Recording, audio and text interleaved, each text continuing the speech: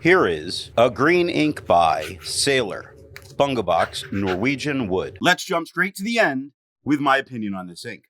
The paper I'm using here is a Maruman Mnemosyne Notebook. This is such a great darker in general, not so dark it looked black, not at all kind of ink, but very dark, very nice on the page. There is some tone variation by nib, but not leaps and bounds. It changes in a kind of predictable way from what you see in the very beginning. As far as shading, it technically does some, though when it does a beautiful job to see it. It's not the standout quality of this ink. It's really the tone that we're getting. One of my favorite greens is Sailor Epinard. And while this is very different from that, but I think I'm enjoying it just as much. I can't believe it has taken me so long to try this awesome green ink out. The pen for today is a Pilot Custom 823. All of the writing samples are done with a Retro 51 P51 with an extra fine nib, a Retro 51 Corsair with a medium nib, a Retro 51 Lincoln with a 1.1 stub. Now that we know my opinion on this ink, let's see how I got there, starting with the first writing sample done on Clairfontaine. Looking at the extra fine nib, this is the lightest tone that we're going to get of this ink. Now, there's no feathering and there is no spread. There's no wonder that you do see some nice shading. Look at wonder on the second line. The W starts darker, lightens up, gets to a slightly darker tone on the N or ON, lightens up a hair into the D and then gets much darker through the rest of the word. It's saying it over and over again. Look at saying on the third line. That starts lighter, works its way to a darker tone at the Y, lightens up just a little bit at the I, and darkens again at the NG.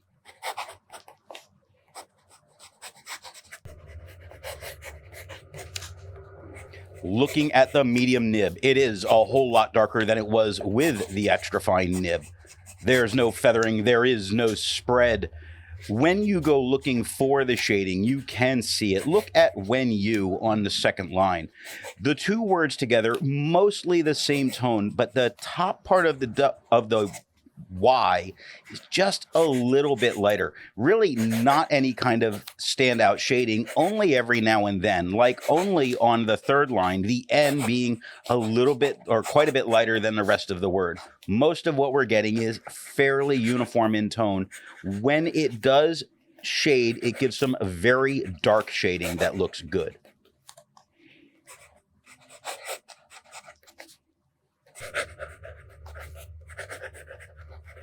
Looking at the stub nib, it is the same tone as the medium. There is no feathering, there is no spread, there is shading better than it did with the medium nib. It really trimmed up its performance. Looking at trimmed on the third line, where it starts as a darker midtone for what we get here. Darker T lightens up into the RI and both M's. The ED get very dark. Looking at the back of the page, we get no bleeding and no ghosting. Like most inks, this one comes in a bottle. This is how the Pilot Custom 823 fits. And here is the Pelican M1000.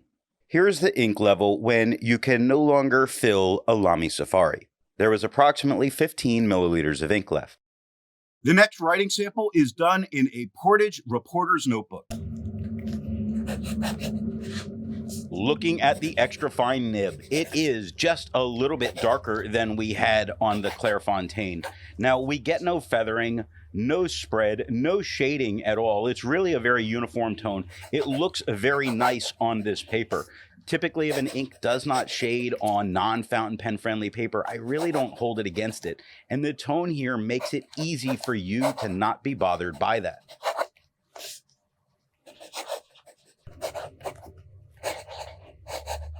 Looking at the medium nib, it is darker than it was with the extra fine, lighter than on the Clairfontaine.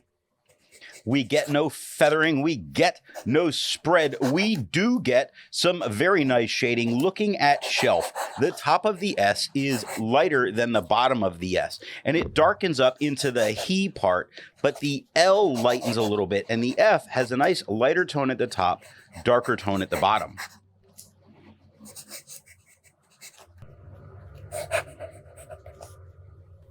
Looking at the stub nib, it is the same tone as the medium.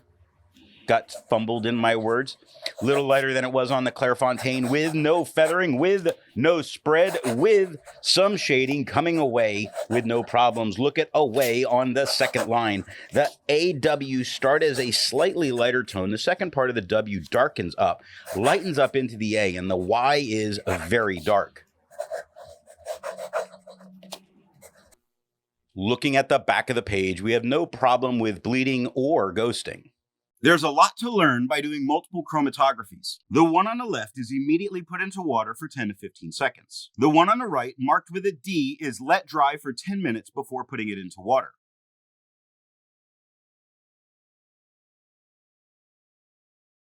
The next writing sample is done on a national brand Steno notebook. Looking at the extra fine nib, it is about as dark as it was on the Clairfontaine, but it appears to come across a bit as a brighter tone as a result of the paper. Now, we have no feathering and we have no spread. We do have some shading that it comes through a little bit. Like, look at what on the second line. The W is lighter, the H is darker, the A lightens up, and the T darkens up again.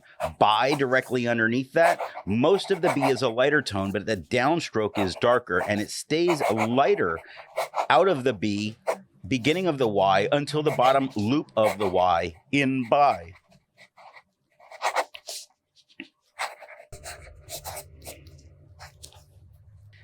Looking at the medium nib, it is darker than it was with the extra fine, lighter than it was on the Clairfontaine. We get no feathering, we get no spread, we do get some decent shading. Look at turn on the second line. That starts darker, lightens up at the R, darkens again at the N. Don't turn your back on this ink because it will do some interesting things, like back on the third line. That starts that the bottom parts, the start of the B and the bottom of the B, are lighter than the top of the B. It lightens up through the A and darkens at the CK.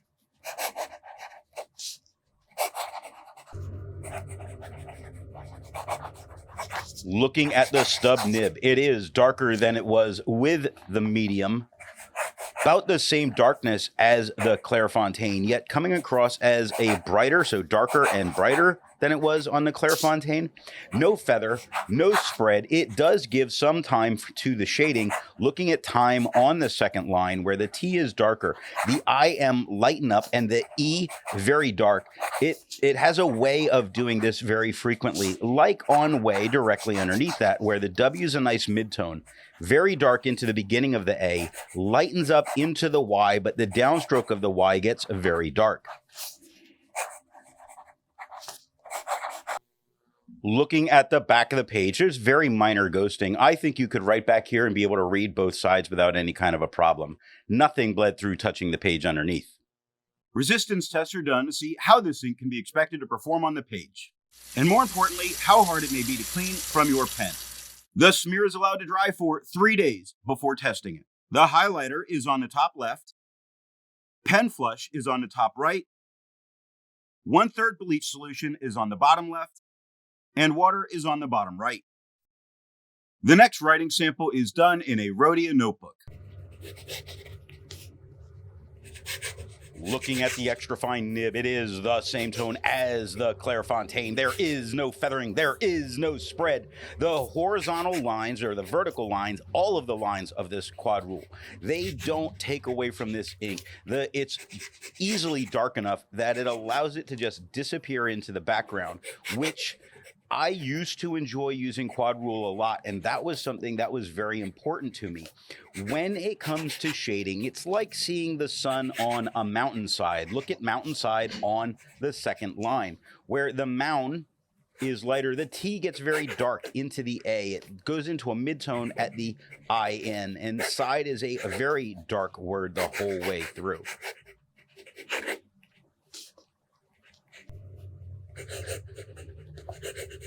Looking at the medium nib, it is darker than it was with the extra fine, same tone as the Clairfontaine. There is no feathering, there is no spread. Some of the shading is really there jumping out at you. Like, look at jumping on the second line. The U is darker than the J. During the M, it lightens up and gets very dark at the ping, right on the precipice of doing something. Looking at precipice, still on the second line. P is dark, R is light, E is dark, CI lighter, except for the dot of the I. And the piss is darker, so it might need to be hydrated.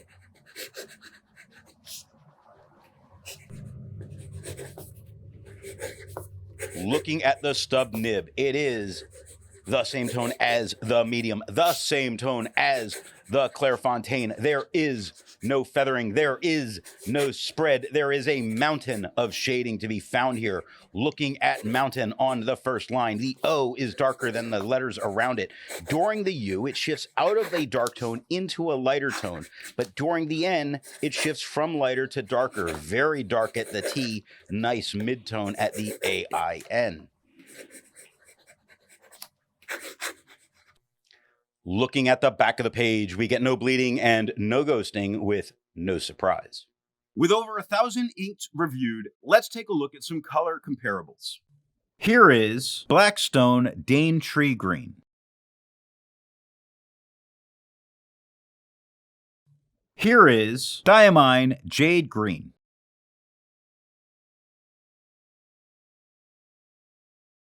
Here is Graf von Faber-Castell Moss Green. Here is Noodler's Green.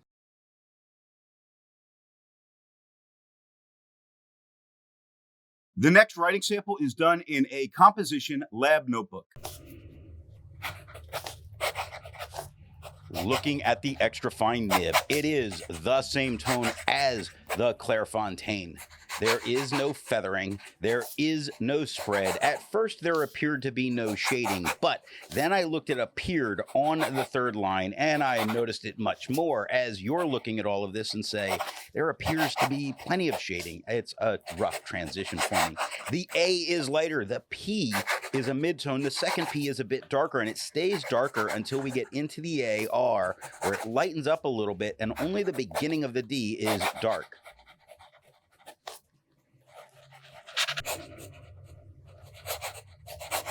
Looking at the medium nib, it is darker than it was with the extra fine, lighter than it was on the Clairfontaine. There is no feathering, there is no spread. In fact, there is some shading. Look at fact on the second line. The top of the F is darker than the bottom of the F. It's a midtone into the AC, but the T is very dark. It's like magic in what Gandalf is doing right next to that, where the top and very bottom of the G are darker, but the higher peak of the G is quite a bit lighter. Now it goes with a darker A, lightens up into the D until the second part of the D where it darkens quite a bit for the rest of the word.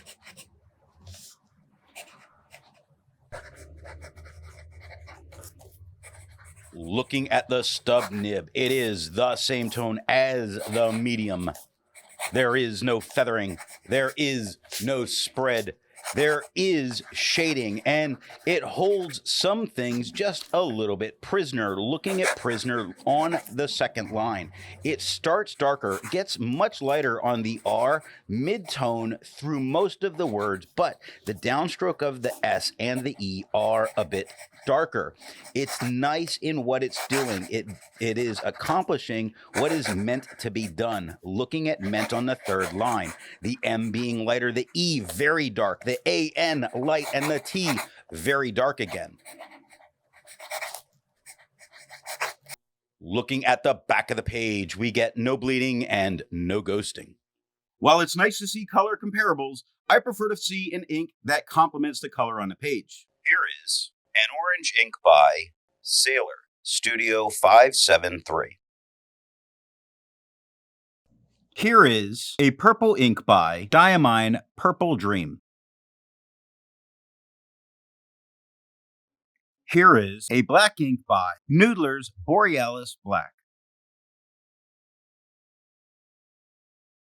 Here is a red ink by Ackerman Dutch Masters, their number 12. The last writing sample is done on 20-pound copy paper. Looking at the extra fine nib, it is darker than it was with the Clairfontaine.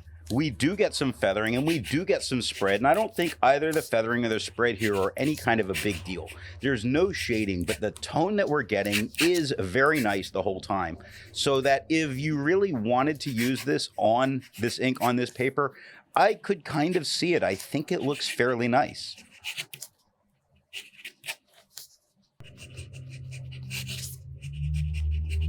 Looking at the medium nib, it is darker than it was with the extra fine, a whole lot lighter than it was on the Clairfontaine. It does feather, it does spread. Certain words truly look bad, like truly on the first line. Lots of feathering going on, and it's kind of disgusting. It's dreadful, in fact. Seeing it again on dreadful, the feathering. The spread that's happening isn't the worst in the world. It's taking it about up to a broad, and we're getting really no shading.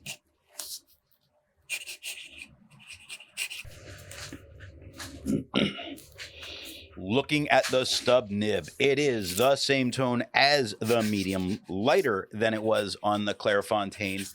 No feathering, no, it's copy paper. No spread, no, it's copy paper. I just like to maybe give people a little hope every now and then. The feathering and the spread is really noticeable on Carrying and Himself, both on left of center, first and second line. We get one or two hinted moments at a shade like the ELF of Himself, but this is not something that you really look at for shading, at least not the paper. Again, I think this ink in its performance here in its entirety, I could see someone using and it not being the end of the world. I just think that then you're using a great ink on crappy paper. Looking at the back of the page, you see that nothing bled through touch of the page underneath, but you see the amount of ghosting going on and how deep the ink gets into the paper. You could not write back here and actually be able to read what you had written on both sides. So what nib and pen do I think are going to give the best writing experience with this ink? The paper I'm using here is yellow Rhodia paper. The extra fine gives the lightest tone and does shade, though I wish it did more of the dark shading that could really come through. Like that lighter tone with that very dark shading would be just optimal. The medium is much darker as a tone than the extra fine, and shading is much nicer for being that much darker. The stub gives the same performance as the medium. It does always look good. No doubt this is a dealer's choice. But for me, I kind of like the darker green and the very dark shading that I can get from, say, a wet fine or wet medium or stub. I go for a wetter pen for this, for the darker tones, but I don't think your regular flow, that lighter tone, I still think is a beautiful green. It's just that little bit of difference of liking it more. I hope you got something out of this video, and thanks for watching.